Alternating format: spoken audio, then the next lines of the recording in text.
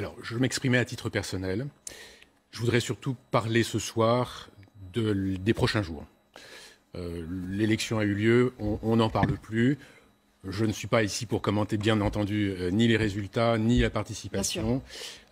Juste pour alerter nos concitoyens. Vous avez cité effectivement 120 morts, c'est déjà énorme. Nous ne sommes malheureusement qu'au tout début d'une épidémie, probablement d'une ampleur effroyable.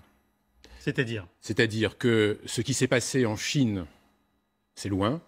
Ça nous a effectivement fait peur, mais c'est loin, ça reste loin. Ce scénario se passe actuellement en Italie depuis une semaine, 10 jours, où les hôpitaux italiens ne sont pas en mesure de prendre tous les patients qui se présentent avec des atteintes graves. Il y a des Italiens qui meurent à la porte des hôpitaux parce qu'on ne peut pas les prendre en charge. D'où un taux de mortalité de 6 à 7%. Exactement. Et donc, malheureusement, ce scénario pourrait bien nous arriver dans les jours qui viennent. Pourrait ou va nous arriver? Alors, j'emploie le conditionnel car on peut faire encore quelque chose. On peut limiter l'ampleur de l'épidémie.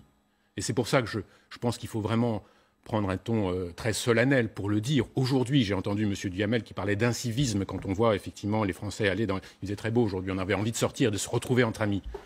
Ça n'est plus possible. Vous appelez un confinement total? Je pense qu'il faut arriver aujourd'hui à une mesure de confinement total. Il faut l'annoncer dès ce soir, dès maintenant. Il faut l'annoncer rapidement, il n'y a plus de raison d'attendre.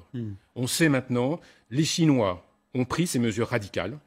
Et ça leur a permis de limiter effectivement l'ampleur de l'épidémie. Donc le débat sur le second tour, pour vous, il n'y a même pas de débat. Moi, bien sûr qu'il ne doit pas avoir lieu. Je pense que même si on prend toutes les précautions, on n'arrivera pas à organiser les bureaux de vote. Il faut que les gens soient au moins éloignés de 2 mètres.